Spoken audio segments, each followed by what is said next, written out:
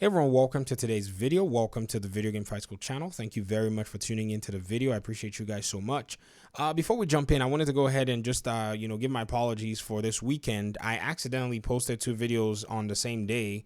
One was supposed to be for Saturday, the other for Sunday, but accidentally I did that, and it's something where I schedule my videos ahead of time. Actually, that way I have enough time to work and do other things and just take a break. And plus I enjoy doing the content anyway, so it's not really a big deal.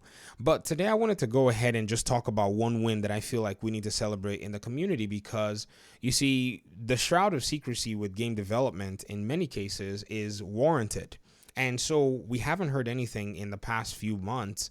I mean, we've seen some interviews but nothing really concrete in regard to gameplay, kind of those expectations that people have, regarding this game. And so right now, what we've only seen is, some of the voice actors pretty much just, showing some pictures of themselves working. In fact, one of you here in the community actually told me about, some of the voice actors for, I think, Robin and Knighthood, just messing around and playing around and, showing some pictures and, having a conversation. And it was really cool to just see that, they're really involved and they really want to reach out to the community, because they really do understand how gamers tick. A lot of voice actors are very, very, involved gamers themselves, like the voice actor for Ghost of Tsushima. And even the voice actor for Robin is actually very exciting to find out that he was actually the bad guy in Spider-Man, the PlayStation 4 Marvel Spider-Man. So that's actually something to, look forward to, because, he's starred in a superhero game before, and I'm glad to have him on our side doing a character for us. In fact, a protagonist character at this rate. So these are some of the things that I feel like we need to celebrate for now. But here's the other side that, we have to be cautious of, that tries to dampen the celebration. It's that fact that the developers are, right now very silent about the progress of the game. And one thing that's really interesting is, I think in the gaming industry, there are practices and standards that they do follow that are very similar. So right now on YouTube, if you really want to get a sense that, of what developing Gotham Knights looks like, I think there are two documentaries that you can go watch. Both of them are for the production of two video games that were landmark video games in 2018 and 19. So it's not necessarily that far off. One of them is for God of War, the PS4 one, and then the other one's for Star Wars Jedi Fallen Order. It's over an hour long each, and you're going to see the developers are going to see situations and scenarios and calendars and timelines that they had to meet in order for them to be able to get their game going and get their game in front of people. Right now, I believe that because of the news that we got with Gotham Knights, that Gotham Knights is mostly complete as a game, but the development team is trying to get to a point where they have what they call a locked-in build. And this is a terminology I got from the Star Wars documentary. This is where, and the game designer explained it, he said this is where they actually have a build that does work. Like, it's fully functional. So they're cleaning out the bugs. They're kind of packaging it together in order for them to be able to say, okay, there's high fidelity here. And then there's what they call branching. So, when you get a build working, then everybody takes that build and, starts to add more functionality and more features. And then they break it again, and then they re-optimize it again. And then they do the same thing over and over again in the production of the game. So this is where I think right now the game is. They're probably working on getting a functional build for a huge portion of the game, because the game seems like it's going to be very big. I mean, they're talking about 5 boroughs and all of that stuff. That sounds like a significant map for the developers. And so I'm of the mind that, if it comes down to it, they will definitely have, some of those constraints. And so that's where we are. In this kind of a time, game development firms usually do not speak much more about the games. And also there are other kinds of technical, conferences that used to happen where they could actually take their games to go put it in the hands of some of the tech testers that are of the public. I mean, yes, they'll have NDAs and stuff, but with all of the COVID-19 restrictions, we don't know if they're going to be able to have that at their, fingertips.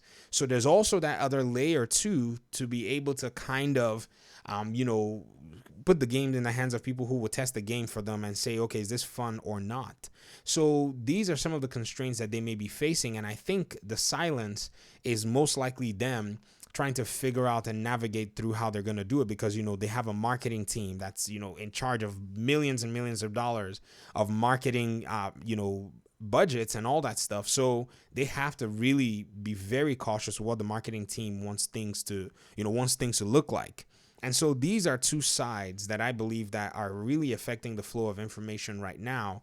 But at the end of the day, it doesn't necessarily change anything. When work is being done in these development firms, I think the best way they do work is they do the work in silence, just to be quiet about things and just press down. Because the more that they're able to press down, the less they need to be going out and doing hype trains, the more they can actually work on the game. Because if you think about the creative director has basically lived this game for a majority of their lives. And, when the team is working, when the team needs the creative director's attention, or when the leadership needs their attention, it's always wise for them to be able to have their attention at hand at any time that they need it.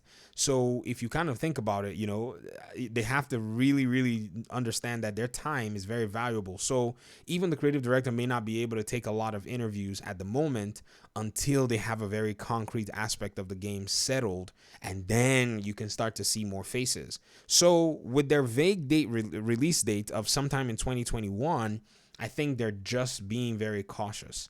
Now, again, with that kind of caution, we also have to be very meticulous as well about the potential release of the game. And I think we also have to look at Warner Brothers Games release windows and things that they've done. So if you get, say, you're guessing the holiday of 2021, you're gonna have to look at Warner Brothers marketing, and then you'll be able to figure out when exactly we're gonna be getting some more news. I'll take some time to discuss that in another video, but I wanted to leave this video on a happy note for those of us who are really anticipating the game, and say we got some really good voice actors. They're reaching out to the community. They're excited about the game. The game is in production. The game is working. And based on industry standards that we know, based on God of War, Star Wars, Jedi Fallen Order, and them revealing kind of some of that process, we're quite certain that the development team is most likely trying to work on something to get the game in a valid position where they can balance it. And plus, their workload is really, it's much.